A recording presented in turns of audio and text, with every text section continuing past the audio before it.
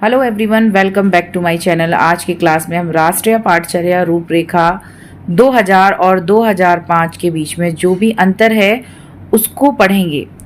तो पहले हम एनसीएफ का एक छोटा सा परिचय जान लेते हैं। तो राष्ट्रीय पाठचर्या रूपरेखा, जिसको हम शॉर्ट में एनसीएफ कहते हैं, ये शिक्षा की गुणवत्ता और दिशा तय करती है। 2000 जो एनसीएफ 2000 है और 2005 की जो रूपरेखाएं हैं, उनकी रूपरेखाओं में दृष्टिकोण, उद्देश्य और तरीकों में कई महत्वपूर्ण अंतर हैं। तो हम उनको देखेंगे। तो सबसे पहले हम देखते हैं एनसीएफ 2000 की विशेषताएं। तो सबसे पहले हम एनसीएफ 2000 की विशेषताओं को देखेंगे। तो यहाँ पर जो पाठ्यक्रम था वो विषय वस्तु केंद्रित था। तो विषय वस्तु केंद्रित पाठ्यक्रम और शिक्षक को ज्ञान का स्रोत माना गया। तो यहाँ पर शिक्षक की बहुत महत्वपूर्ण भूमिका थी और शिक्षक को ज्ञान का स्रोत माना गया था। इन पॉइंट्स को याद रखिएगा। यहाँ पर विषय वस्तु केंद्रित पाठ्यक्रम है, शिक्षक को ज्ञान का स्रोत माना गया है।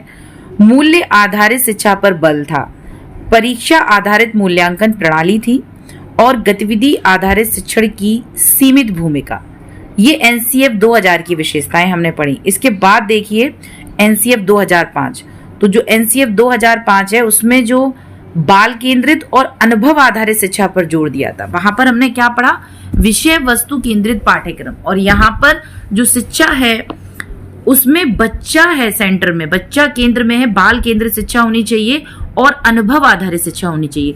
शिक्षक को मार्गदर्शक की भूमिका में यहाँ पर रखा है। ज्ञान का स्रोत माना था एनसीएफ 2000 में, यहाँ पर एक मार्गदर्शक की भूमिका में शिक्षक को रखा है।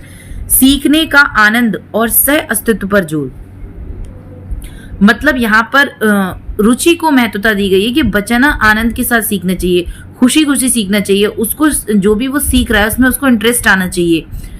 सतत और व्यापक मूल्यांकन, यहाँ पर जो मूल्यांकन प्रणाली जो एनसीएफ में थी वो परीक्षा मूल्यांकन प्रणाली थी।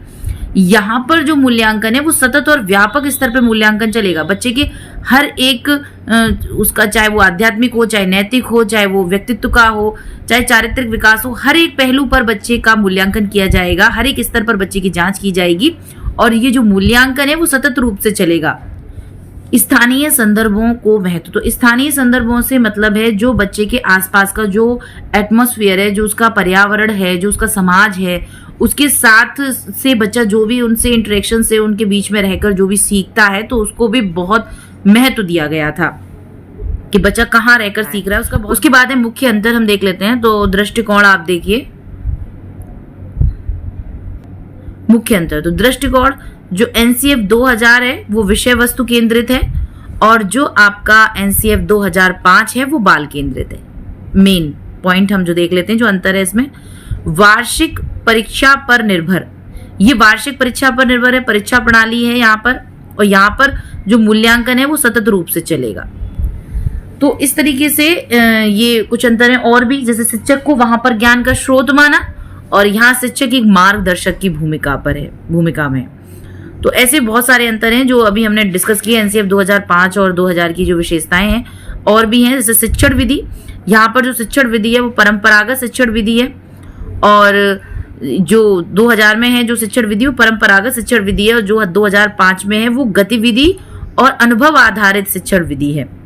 तो यहाँ पर शिक्षण विधियों में भी अंतर है। यहाँ पर परंपरागत तौर पर जो पढ़ाया जा रहा था उसी तरीके से, कोई खास बदलाव नहीं, बट यहाँ पर 2005 में जो एनसीएफ आई उसमें जो शिक्षण विधि वो गतिविधि आधारित, अनुभव आधारित शिक्षण विधि। पाठ्य पुस्तक का जो दृष्टिकोण था एनसीएफ में ज्ञान आधारित था, नॉलेज जितना वो मिले। एनसीएफ 2005 में संवादात्मक और खोज आधारित।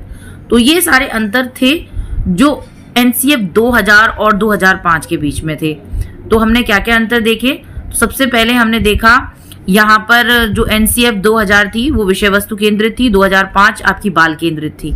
यहाँ मूल्यांकन प्रणाली आपकी वार्षिक परीक्षा पर निर्भर थी और 2005 में आपकी सतत और मूल्यांकन थी। शिक्षक की भूमिका जो आपकी एनसीएफ 2000 में थी वो आपकी ज्ञान के स्रोत के रूप में थी, जबकि जो 2005 में थी वो एक मार्गदर्शक की भूमिका के रूप में थी। इसी तरीके से यहाँ पर शिक्षण विधि है जो वो 2000 में परंपरागत पद्धति है और 2005 में गतिविधि और अनुभव आधारित है। पाठ्य पुस्तकों का जो दृष्टिकोण था 2000 में ज्ञान आधारित और 2005 में संवादात्मक और खोज आधारित। तो इस तरीके से ये मुख्य अंतर थे जो एनसीएफ 2000 और 2005 में की जो आई थी राष्ट्रीय पाठचर्या रूपरेखा, उसमें जो भी अंतर थे वो हमने पढ़ लिए हैं।